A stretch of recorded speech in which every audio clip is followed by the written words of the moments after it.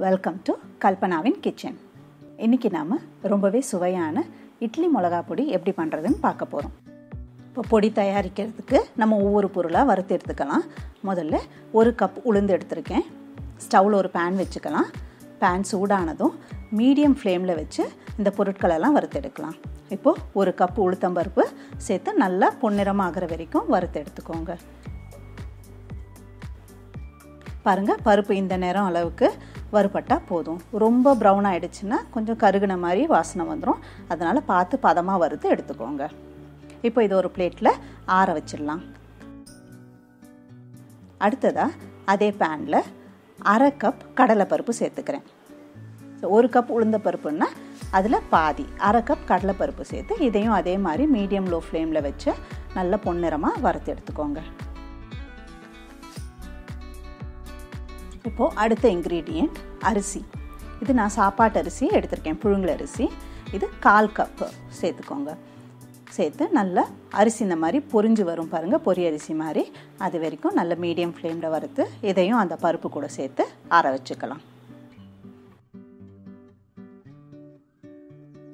அடுத்ததாக 1/4 கப்பு எள்ளு. நான் இன்றைக்கி வெள்ளை எள்ளு எடுத்திருக்கேன். நீங்கள் கருப்பு எள்ளு யூஸ் பண்ணுறதுனால யூஸ் பண்ணலாம். நம்ம எள்ளு சேர்த்து அரைக்கும் போது இந்த பொடி இன்னுமே நல்ல வாசனையாக இருக்கும்.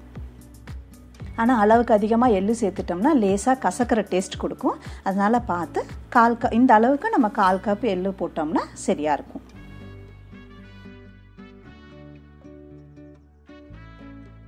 அடுத்ததாக இப்போ நாம் வேர்க்கடலை வறுத்துக்க போகிறோம். இதுவும் 1/4 கப்பு அதே பேனில் போட்டு நல்லா இந்த வேர்க்கடலை தோல் உறிஞ்சு வர அளவுக்கு மீடியம் ஃப்ளேமில் வச்சு வறுத்து எடுத்துக்கோங்க.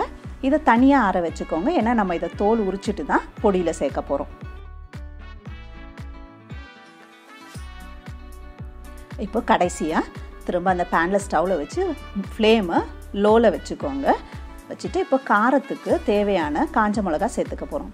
நான் இன்றைக்கி நீட்டி மிளகா எடுத்திருக்கேன். இது கொஞ்சம் காரம் கம்மியாக இருக்கும், அதனால் 15 மிளகா எடுத்திருக்கேன். நீங்கள் குண்டு மிளகா எடுத்திங்கன்னா 10 இல்லை 12 சேர்த்திங்கன்னா இதே அளவு காரம் கிடைக்கும். இதை நம்ம காம்போடு போட்டு வறுத்துக்கலாம். அரைக்கிறதுக்கு முன்னாடி நம்ம காம்பெல்லாம் எடுத்துகிட்டு போட்டு அரைச்சிக்கலாம். ஏன்னா இப்போ எடுத்துட்டோம்னா இந்த விதையெல்லாம் செதறிட்டு அது நல்லா இருக்காது, தீஞ்சு போயிடும். அதனால் காம்போடவே போட்டுக்கோங்க. அடுத்ததாக ஒரு மீடியம் சைஸ் பூண்டு. இது நான் சொன்ன மாதிரி ரொம்ப நாள் ஸ்டோர் பண்ணுறதுக்குன்னா இப்போ பூண்டு அரைக்காதீங்க, சாப்பிட்றதுக்கு முன்னாடி பச்சையாக தட்டி சேர்த்துக்கோங்க. நான் இதை ஒரு 2 வாரத்தில் காலி பண்ணிடுவேன் அப்படிங்கிறதுனால பூண்டை அரைக்கும் போதே சேர்த்து அரைச்சிக்கிறேன். கூடவே ஒரு கைப்பிடி அளவுக்கு காஞ்ச கருவேப்பிலை. அடுத்ததாக பொடிக்கு தேவையான அளவு உப்பு. நான் இன்னைக்கு கல் உப்பு எடுத்திருக்கேன். இது கிட்டத்தட்ட 1.5 டேபிள் ஸ்பூன் நான் சேர்த்துக்கிறேன். நீங்கள் கூட்டியோ குறைச்சோ உங்கள் தேவைக்கு ஏற்ற மாதிரி சேர்த்துக்கலாம். பெருங்காயத்தூள் 1/2 டேபிள் ஸ்பூன் சேர்த்துக்கோங்க. இது எல்லாத்தையும் சேர்த்துட்டு இப்போ ஸ்டவ் ஆஃப் பண்ணிவிடுங்க. இப்போ நம்ம பிளேட்டில் ஆற வச்சுருக்க இந்த பருப்பு வகைகள்லாம் ஆறுற நேரத்தில் இந்த பேனில் இருக்க மிளகாவும் அந்த சூடு கொஞ்சம் ஏறி நல்லா கிறிஸ்பாகிடும். அதே சமயம் ஆறியும் போயிடும். இப்போது அடுத்ததாக ஒரு மிக்ஸி ஜார் எடுத்துக்கோங்க. அதில் இந்த பருப்பெல்லாம் நல்லா ஆறிடுச்சான்னு செக் பண்ணி சேர்த்துக்கோங்க. அடுத்ததாக நம்ம தோல் உரித்து வச்சுருக்க வறுத்த வேர்க்கடலை அதையும் இது கூட சேர்த்துடலாம். இப்போ இந்த மிளகா கருவேப்பிலை எல்லாம் வறுத்து வச்சுருக்கோம் இல்லையா, அதுவும் தொட்டு பாருங்கள், நல்லா ஆறி இருக்கணும். சரி, ஆறிடுச்சுன்னா இப்போ அதெல்லாமும் இதை எடுத்து சேர்த்துடலாம். இந்த ஸ்டேஜில் மிளகாவில் உள்ள காம்பு எல்லாத்தையும் கிள்ளிட்டு போட்டுருங்க. இப்போ இது எல்லாத்தையும் மிக்சியில் போட்டு நல்லா ரொம்ப ஃபைனாக அரைக்கக்கூடாது, கொஞ்சம் கொரகொரப்பாக சின்ன ரவை சைஸ் அந்த மாதிரி கொஞ்சம் கொரகொரப்பாக இருந்ததுன்னா சாப்பிடும்போது இன்னும் நல்லாயிருக்கும். அந்த மாதிரி அரைச்சி எடுத்துக்கலாம். இட்லி பொடி அரைச்சாச்சு.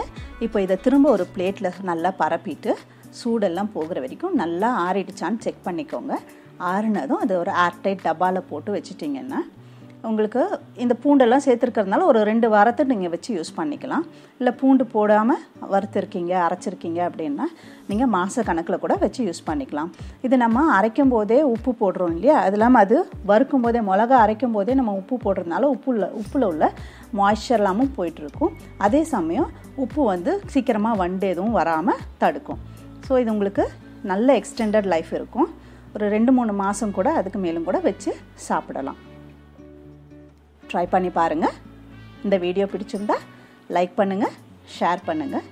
இது வரைக்கும் நம்ம சேனலை சப்ஸ்கிரைப் பண்ணாதவங்க சப்ஸ்கிரைப் பண்ணி கூடவே பெல் ஐக்கானையும் கிளிக் பண்ணிடுங்க. சிம்பிளாக சமைங்க, சுவையாக சாப்பிடுங்க.